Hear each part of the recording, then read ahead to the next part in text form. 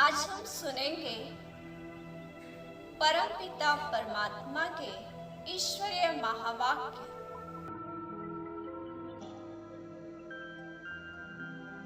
प्राण प्यारे परमपिता परमात्मा के अव्यक्त रूप के चलाई हुई वाणी की ये रिवाइज मुरली 86 सर्वश्रेष्ठ रचना का फाउंडेशन स्नेह। सर्वश्रेष्ठ रचना का फाउंडेशन स्नेह। आज परमात्मा पिता अपने श्रेष्ठ आत्माओं की रचना को देख हर्षित हो रहे। यह श्रेष्ठ व नई रचना सारे विश्व में सर्वश्रेष्ठ अति प्रिय, क्योंकि पवित्र आत्माओं की रचना है और ये आत्माएं परमात्मा पिता को भी प्रिय। तो सत्युगी राज्य में सर्व के भी प्रिय होंगे। तो सतयुग के बाद द्वापर युग में ये भक्त आत्माओं के भी प्रिय देवात्माएं होंगे। तो कलयुग तक और इस संगम पर परमात्मा प्रिय ये ब्राह्मण आत्माएं हैं। सतयुग त्रेता में होंगे राज अधिकारी परम श्रेष्ठ दैवी आत्माएं। देखो परमात्मा पिता क्या कहते, सतयुग त्रेता में होंगे राज अधिकारी परम श्रेष्ठ दैवी आत्माएं। द्वापर से कलयुग तक बनेंगे ये पूज्य आत्माएं। तो चारों युगों में इन आत्माओं का स्थान 2 युगों तक श्रेष्ठ दैवी आत्माएं और 2 युगों तक पूज्य आत्माएं। तीनों में से श्रेष्ठ हो इस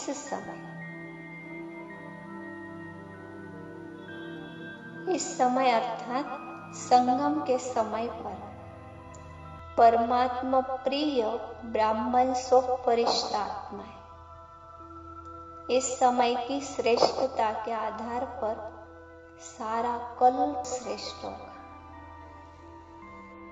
फिर प्यारे पिता हमको द्वापर युग की स्मृतियों के साथ जागृत कराते। देखो आप श्रेष्ठ आत्माओं का भक्त लोग कितना आह्वान करते, जड़ चित्र जानते भी आप श्रेष्ठ आत्माओं की भावना से वे पूजा करते, आपको भोग लगाते, आपका पूजन अर्चन करते हैं।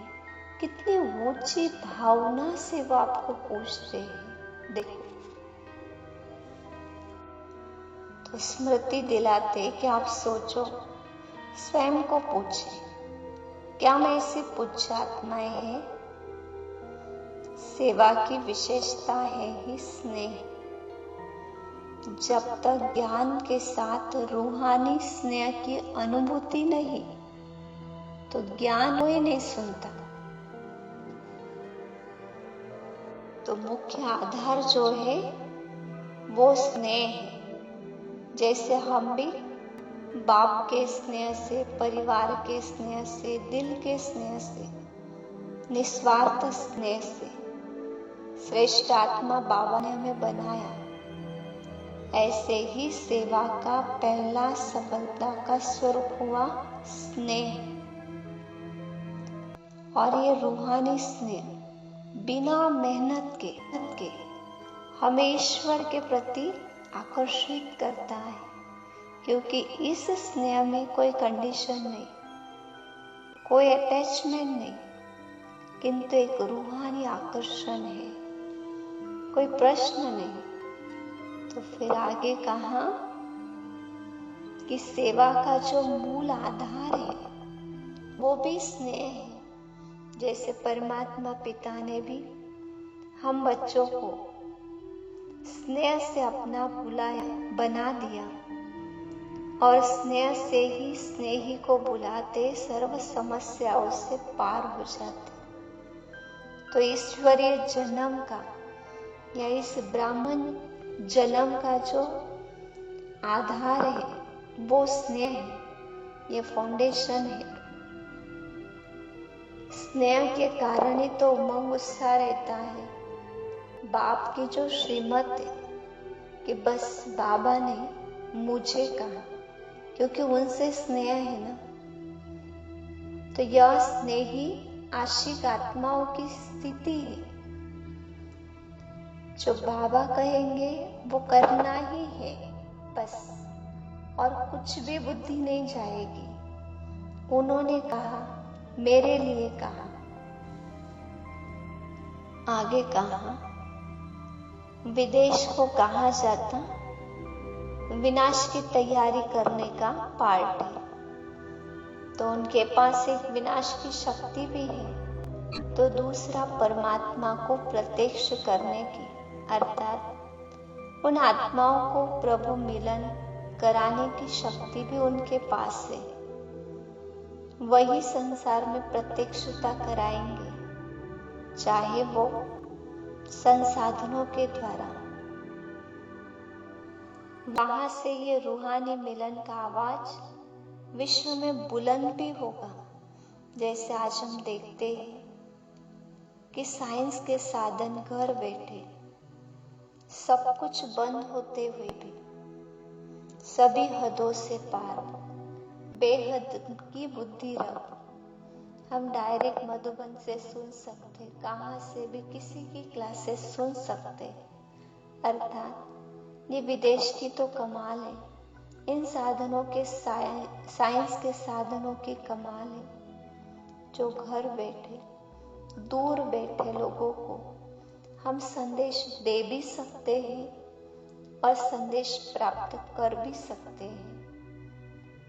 वास्तव में सभी धर्म की जो आत्माएं वो एक परिवार में लाना, यह हम आत्माओं का वास्तविक कार्य है।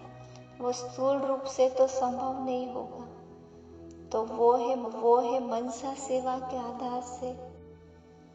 जैसे विनाश की शक्ति श्रेष्ठ है, ऐसे स्थापना की शक्ति का आवाज भी बुलंद होगा। वैसे बाबा कहते दो झंडे विशेष, एक साइंस का और दूसरा साइलेंस का।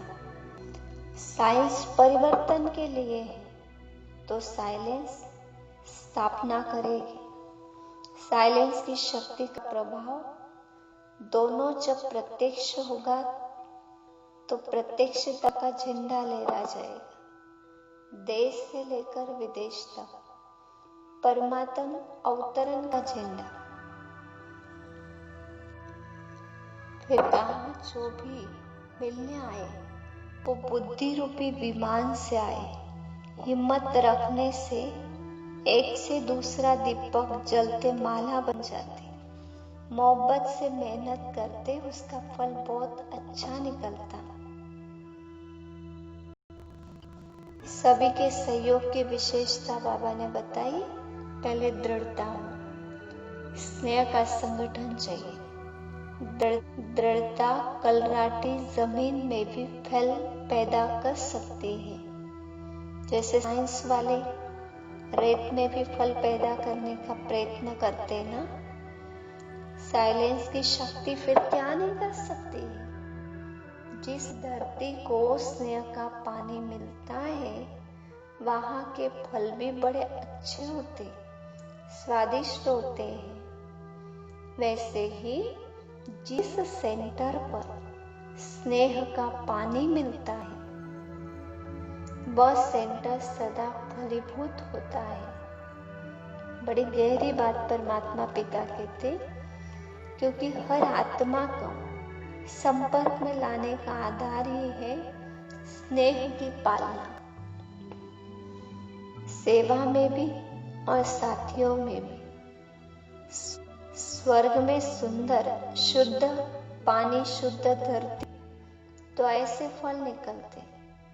जहाँ स्नेह वहाँ वायुमंडल अर्थात धरनी श्रेष्ठ होती है।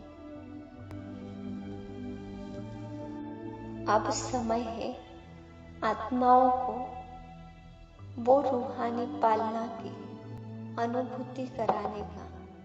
तो परमात्मा पिता कहते एक आश है, सर्व आत्माओं को अनाथ से सनाथ बना दे। ये आशा हम पूरी करें। सभी मिलकर जो शांति के लिए प्रोग्राम बनाते ना, तो उसके लिए कहा कि अगर कोई सही रीति से 1 मिनट भी साइलेंस का अनुभव करे, वह 1 मिनट की साइलेंस का अनुभव बार बार उनको स्वतः खींचता रहेगा। क्योंकि सभी को शांति तो चाहिए ना संसार में, आत्माओं को, लेकिन उन बेचारों को विधि नहीं आती या कोई ऐसा साथ नहीं मिलता है। जबकि शांति प्रिय सभी आत्माएं, ऐसे आत्माओं को शांति की अनुभूति होने से वे स्वतः आकर्षित होंगे। आगे कहा, स्वयं को अमर भव की वरदानी आत्माएं हैं, ऐसा अनुभव करते जिनका बाप से अटूट स्नेह है, वो अमर भव के वरदानी है, सदा बेफिक्र बादशाह है। सदा स्नेह की सेफ्टी से आगे बढ़ो। स्नेह के आधार पर बाप सदा सेव करके आगे उड़ा के ले जा रहे। स्नेह के आधार पर बाप सदा सेव कर सुरक्षित रख के उड़ा के ले जाते। यह अटल निश्चय है ना सभी को कि बाबा हमें अंततः मंजिल तक पहुंचा ही देंगे। स्नेह का रूहानी संबंध जुड़ गया। इस रूहानी संबंध से कितना एक दो के प्रिय हो गए। फिर आगे बाबा ने माताओं को कहा, एक शब्द बहुत सहज, एक शब्द याद करो, जास्ती नहीं, वो है मेरा बाबा। मेरा बाबा एक खजाना मिलने की चाबी है, बाबा शब्द। और चाबियां संभालना तो आप जानते, माताओं को बहुत अच्छा आता है। तो यहाँ जो एक खजानों की चाबियां संभालने वाले बालक है, वही मालिक बनते हैं, भविष्य के भी मालिक और इस समय भी बाप के खजानों के मालिक। वरदान, निश्चय की अखंड रेखा द्वारा नंबर 1 भाग्य बनाने वाले विजय के तिलकधारी भव। निश्चय की अखंड रेखा द्वारा नंबर 1 भाग्य बनाने वाले विजय के तिलकधारी भव। स्लोगन, बुद्धि रूपी कंप्यूटर में फुल स्टॉप की मात्रा आना माना प्रसन्न चित्त रहना। बुद्धि रूपी कंप्यूटर में फुल स्टॉप की मात्रा आना माना प्रसन्न चित्त रहना। निश्चय के लिए बाबा ने कहा, जो निश्चय बुद्धि आत्माएं होंगी उनकी रेखा अटूट दिखाई भी देगी और उन्हें स्मृति में सदा विजय का तिलक भी नजर आएगा। जन्मते ही सेवा की जिम्मेवारी की वे ताजधारी आत्मा होंगी।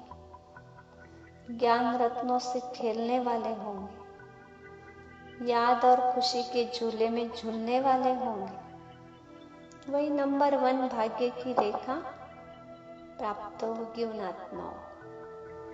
अच्छा, ओम शांति। साथ ही साथ इस मुरली पर एक सुंदर कमेंट्री तैयार की गई है जो आप आगे सुन सकते हैं। ओम शांति।